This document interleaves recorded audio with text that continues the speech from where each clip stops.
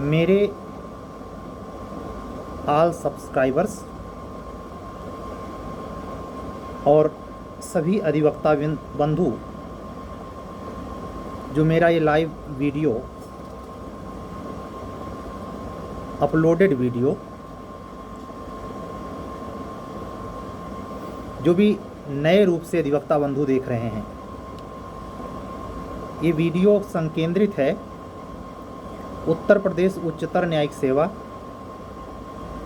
Pre और मुख्य परीक्षा, बिहार न्यायिक सेवा प्री और मुख्य परीक्षा, उत्तर प्रदेश न्यायिक सेवा जूनियर डिवीज़न केवल मुख्य परीक्षा पर माइनर लॉ का एक हिस्सा है विनिर्दिष्ट अनुतोष अधिनियम 1963।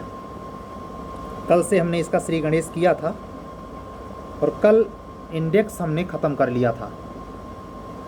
हमने 42 सेक्शन की चर्चा कर ली थी। आज कुछ संक्षिप्त इतिहास बताते हुए इसके भाग 1 पर चर्चा करेंगे। एक संभावित सूचना इसी बीच में पता चली है कि यूपी कमीशन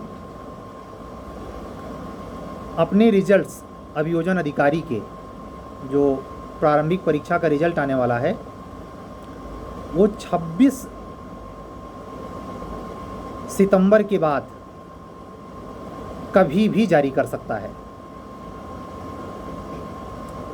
और रिजल्ट आने के बाद शायद आप लोगों को मेंस के एग्ज़ाम की डेट भी पता चल जाए। किन लोगों का प्री हो पाया, किन लोगों का प्री कुछ नंबरों से रुक गया या नहीं हो पाया, ये शायद 26 सितंबर के बाद क्लियर हो जाए। कोई निश्चित डेट नहीं है, एक अंदाज़ा है।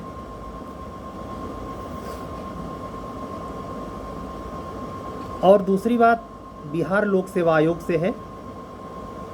बिहार लोक सेवा आयोग में जो सामान्य अध्ययन की तैयारी के लिए 67वीं प्रारंभिक परीक्षा पीसीएस की बिहार की होनी है, उसका शेड्यूल तय है, उसका एग्ज़ाम भी तय है। लेकिन 68वीं के बारे में सूचना है कि नया विज्ञापन, जैसा कि आप लोगों को ये सर्वविदित होगा कि बिहार गवर्नमेंट बदली हुई है और राष्ट्रीय जनता दल और जनता दल यूनाइटेड के गठबंधन की सरकार है। राष्ट्रीय जनता दल के हेड तेजस्वी यादव बार बार विपक्ष में रहते हुए वादा कर रहे थे कि हमारी सरकार बनती तो हम रोजगार देते, वो भी लाखों की संख्या में। वैसा उन्होंने बाद में उप मुख्यमंत्री बनने के बाद स्वीकार किया है। उसी के अनुक्रम में सरकारी विभागों पर जोर है और वो लास्ट सितंबर तक जूनियर डिवीज़न 31वीं का फाइनल रिजल्ट आने के बाद 32वीं जुडिशरी और 68वीं पीसीएस के नए विज्ञापन अक्टूबर में आ सकते हैं। तो जो बच्चे सामान्य अध्ययन में बहुत अच्छे हैं उनको अपने भाग्य की आजमाइश करने का एक अच्छा मौका मिलेगा। अक्टूबर में फॉर्म भरने का अच्छा मौका है। न्यायिक सेवा की भर्ती जो 32वीं करके आएगी वो भी नवंबर दिसंबर तक आने की पूरी उम्मीद है। उत्तराखंड अभियोजन अधिकारी का मेंस का रिजल्ट अभी आउट नहीं हुआ है। आउट होने के बाद वहाँ का इंटरव्यू होगा और उत्तराखंड जुडिशरी का विज्ञापन नए सेशन में 2023 में संभावित है।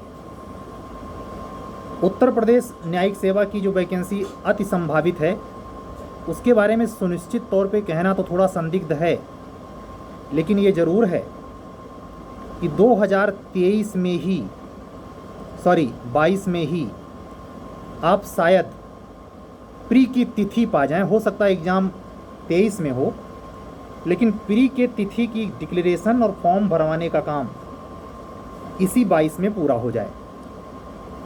आज का ये अपलोडेड वीडियो 29 अगस्त को 2022 को अपलोड हो रहा है, यानी आने वाला सितंबर जो 2 दिन बाद लग जाएगा बहुत ही घटनाक्रम वाला होगा और सितंबर के बीतते ही अक्टूबर में कई घोषणाएं और कई अवसर आपकी प्रतीक्षा कर रहे हैं। आप न्यायिक सेवा से या सिविल सेवा से अगर जुड़े हैं या सहायक अभियोजन अधिकारी की परीक्षा के लिए अपने मध्य प्रदेश, राजस्थान और बिहार के लिए जूझ रहे हैं, तो सबके लिए भिन्न भिन्न अवसर पर नया अवसर जरूर मिलेगा। उसी मद्देनज़र हमने कल से उत्तर प्रदेश उच्चतर न्यायिक सेवा 2022 को ध्यान में रखते हुए और उत्तर प्रदेश जूनियर डिवीज़न की मुख्य परीक्षा जो हर हालत में 2023 में ही संभव होगी, और उत्तर प्रदेश के साथ साथ बिहार न्यायिक सेवा 32वीं 31वीं का रिजल्ट आना है और 32वीं के प्री और मेन के लिए समान रूप से उपयोगी है।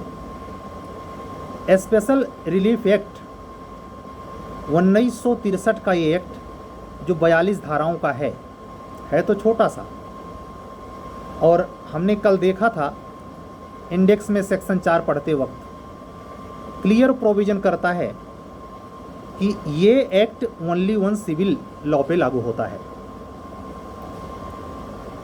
आप ये जानते हैं कि विधि का केवल और केवल एक उद्देश्य है कि अगर किसी पजेशन वाली थिंग्स पर, वस्तु पर, चीज पर किसी ने गैर विधिक ढंग से आप कब्जा कर लिया है, तो वो जो इनजस्टिस हुआ है उसके जस्टिस के लिए क्या चाहिए? जो पीड़ित है, जिसका कब्जा ज़बरदस्ती कब्जाया गया है, उसके लिए सामान्यतः यही तो है कि उसका कब्जा उसको वापस मिल जाए, उसकी वस्तु उसको वापस मिल जाए। लेकिन ये स्पेशल अलग रूल, हमारी बाइसिकल गायब हो गई है, हमारी 2 व्हीलर 4 व्हीलर गायब हो गई है, हमारा मोबाइल गायब हो गया है, तो हमको सेम वही वस्तु मिल जाए, क्योंकि वो हमारे लिए पूरे दुनिया में सबसे ज़्यादा मूल्यवान है किसी अन्य से। तो सेम का सेम पजेशन को डिस्ट्रीब्यूट करने के लिए या प्राप्त करने के लिए ये एक्ट बनाया गया था। इसके पीछे का कुछ इतिहास है, उस पर भी एक नज़र देख लेते हैं। कभी कभी सवाल इतिहास से जुड़ा भी आ सकता है, तो थोड़ा बहुत इतिहास के उसके बारे में कि ये एक्ट क्यों बना, उसका परिप्रेक्ष्य क्या था, समझना जरूरी है।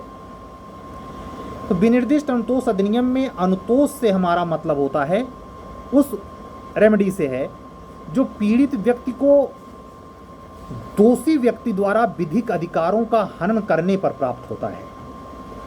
कोई आपका लीगल राइट डिस्टर्ब किया, जैसे कि टार्ट में आप देखते हैं एसबी वर्सेज वाइट वाला केस देखें, उसमें उसको कोई नुकसान नहीं होता, वो जिसको वोट नहीं दे पाता वही प्रत्याशी जीत भी जाता है। लेकिन मत का अधिकार एक विधिक अधिकार है, और जब विधिक अधिकार का हनन होता है तो उसकी क्षतिपूर्ति ही न्याय कहलाती है। उसका प्रत्युत्तर में जो क्रियमाण तत्व होता है वो न्याय के सदृश होता है। तो जो विधिक अधिकार के हनन होने पर जो उपचार मिलता है वो यही विनिर्दिष्ट अनुतोष है, निश्चित अनुतोष। जब दो पक्षकार के मध्य संविदा का उल्लंघन एक पक्षकार द्वारा किया जाता है तो इसके विपरीत 2 उपचार उपलब्ध होते हैं। पहला, पीड़ित उसी वस्तु को प्राप्त करता है। मैंने अभी थोड़ी देर पहले कहा हमारी बाइसिकल गायब हुई है तो हमको उसके बदले दूसरी नहीं चाहिए, मेरी ही चाहिए। और दूसरे में उसके स्थान पर जब वो नहीं मिल पाया तो भैया डैमेजेस ले लो, प्रतिकर ले लो, ये दूसरा उपचार है। पहले उपचार को जो हूबहू वही है विनिर्दिष्ट अनुतोष, और दूसरे को प्रतिकारात्मक अनुतोष कहते हैं। तो हिंदी के विद्यार्थियों, ये 2 सूक्ष्म और प्रारंभिक आवश्यक, पूरे एक्ट में 1000 दफे आएगा कि विनिर्दिष्ट अनुतोष का अर्थ क्या है। हमको सेम वही वस्तु चाहिए, ठीक है। तो इस संबंध में जूरिस्प्रूडेंशियल थॉट एक समाजशास्त्री रहे हैं, उपयोगितावाद के जनक बेंथम, उन्होंने अपने विचार व्यक्त करते हुए कहा था कि विधि का ये सिद्धांत है कि जो वस्तु मेरी है उसे मुझे प्राप्त होना चाहिए, इसके स्थान पर मुझे कोई अन्य वस्तु नहीं चाहिए। अधिनियम का उद्देश्य सीपीसी के अधिकारों को जो सिविल प्रक्रिया संहिता में संरक्षित किए गए हैं उनको संरक्षित करने के साथ साथ संशोधित करना भी है। जैसे संपत्ति अंतरण अधिनियम 1882 या किसी भी राज्य का किराएदारी अधिनियम है, एक पूर्ण विधि नहीं है। इसका उद्देश्य सिर्फ व्यथित व्यक्ति को अनुतोष प्राप्त करना मात्र है।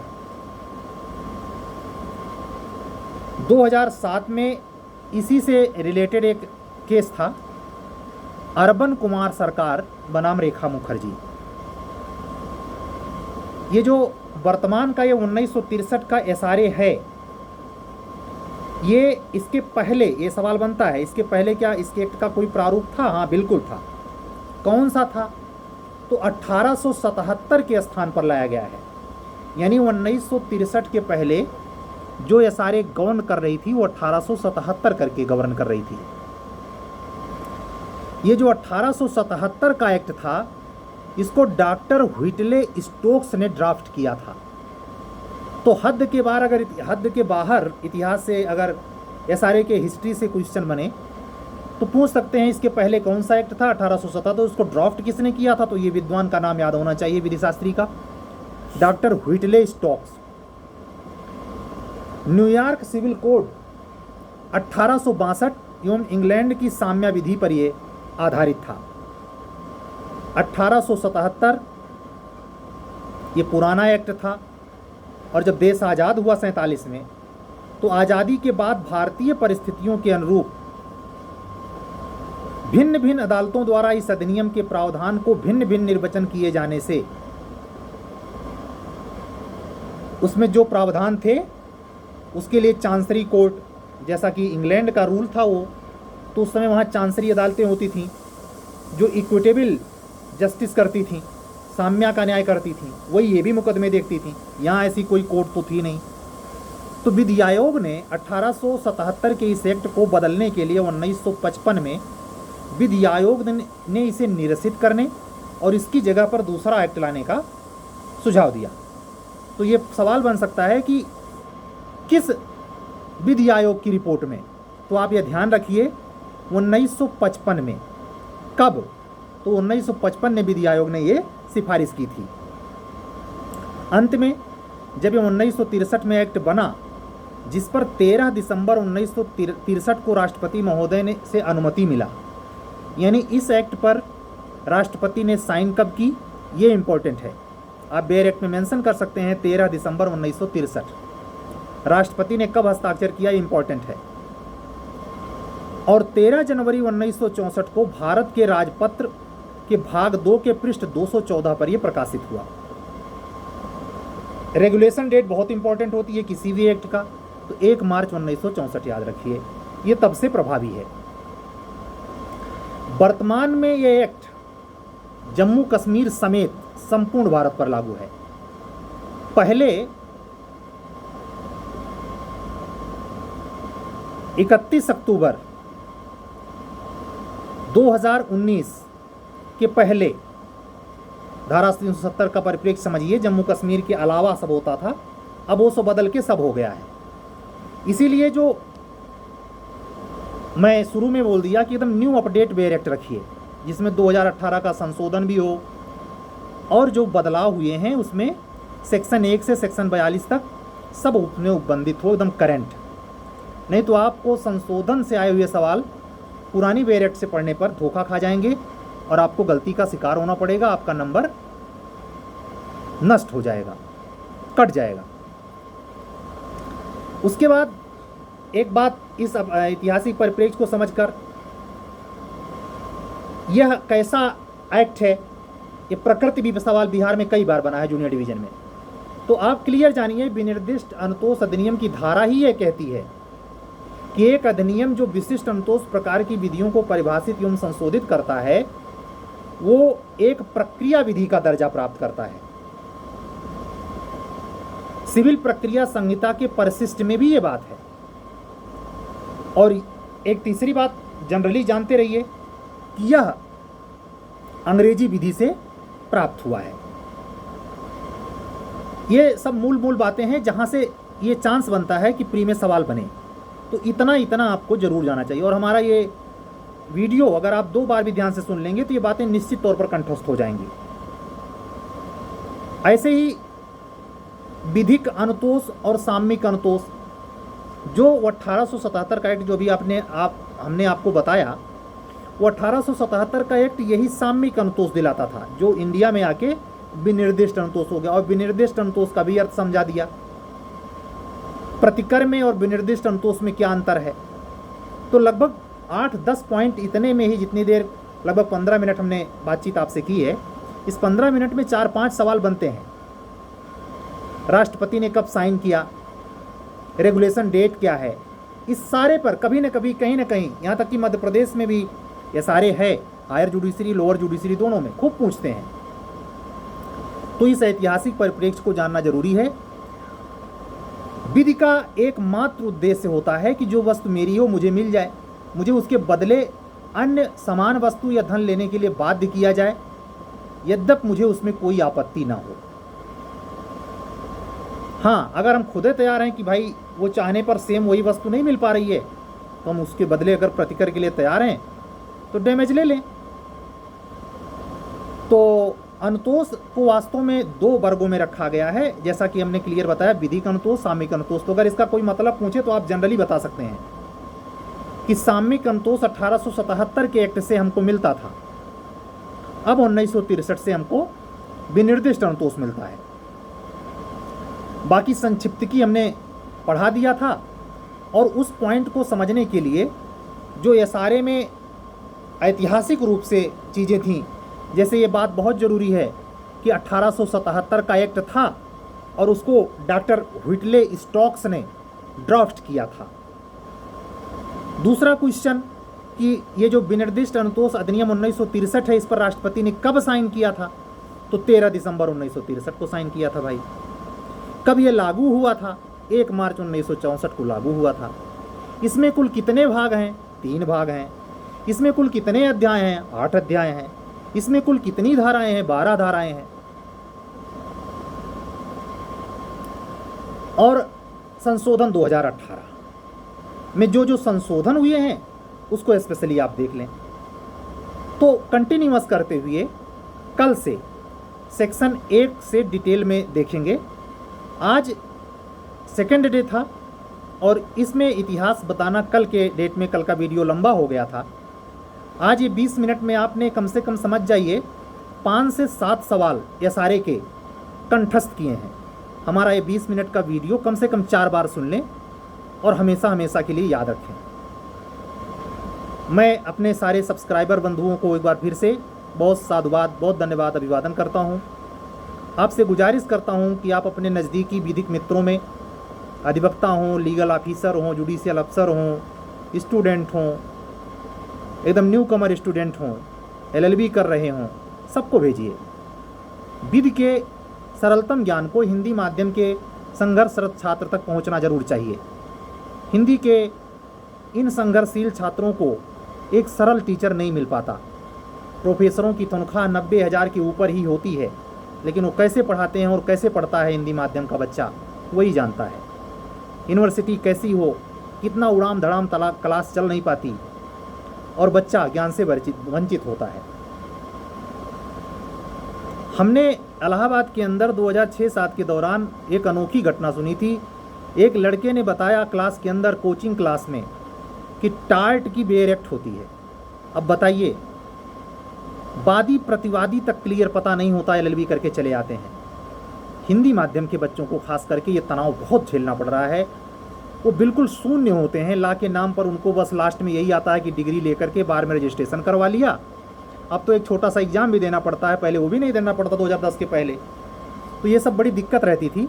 आप सारे लोगों का सहयोग रहेगा तो ये सरलतम ज्ञान हर किसी के पास सुलभतापूर्वक पहुँचेगा। आपके लिए भी तो उपयोगी है ही। सबको एक बार हमसे जुड़ने के लिए PCSJ से, APO से, हायर जुडिशरी से जुड़े मार्गदर्शन के लिए, कनेक्ट होने के लिए हमारा चिर परिचित व्हाट्सअप नंबर 7705090390 पर आप हमसे जुड़ सकते हैं। अगर हमारी आपकी बात जची तो हम एक दूसरे के अपने कंटिन्यू रखेंगे रिलेशन को, जो ये मार्गदर्शन का है, और उसको सफलता तक आगे बढ़ाएंगे। ठीक है, सत्यमेव जयते।